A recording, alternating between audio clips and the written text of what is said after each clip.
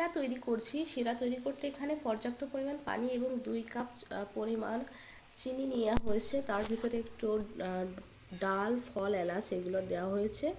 তেজপাতা দিলে ভালো হতো। মূলত আমি এখানে বুন্দিয়া বানাচ্ছি। বুন্দিয়া আমি এখানে ভেজে নিয়েছি। কালার যেগুলো সেগুলা এখানে আমি ছোট ছোট করে যেগুলো তৈরি করেছি এগুলো হচ্ছে যে জাফরান দিয়ে তৈরি করেছি বন্ধুরা। তো এখন আমি বুন্দিয়াটা বানাবো, মানে শিরাটা তৈরি করছি।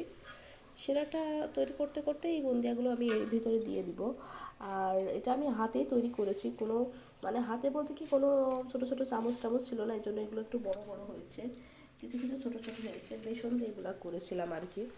তো এবার আমি এটা অনেক সময় তৈরি করলাম, কারণ এই ডোটা বানাতে 10 মিনিট মতন সময় আমার লেগেছিল। কারণ এই ডোটা তেলের তেলের সাথে তেলের কাছে দেওয়ার আগে অনেক সুন্দর করে এটা, মানে ডোটা অনেক সময় ধরে হাতে মাখাতে হয়।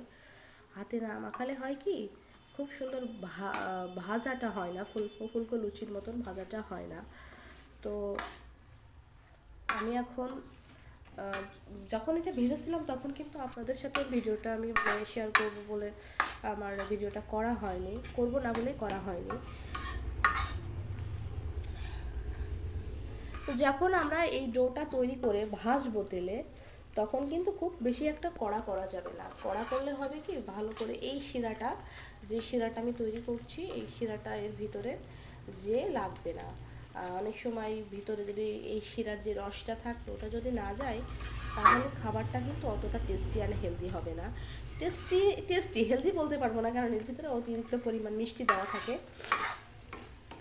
আমার এটা খুবই পছন্দের একটা খাবার। আমি কখনোই এটা বাড়িতে বানাইনি, কিনে কিনে এটা খাওয়া হয়। তো বাড়ির সবার জন্যই বানাচ্ছি, ছোটো ফুপুর জন্য স্পেশালি।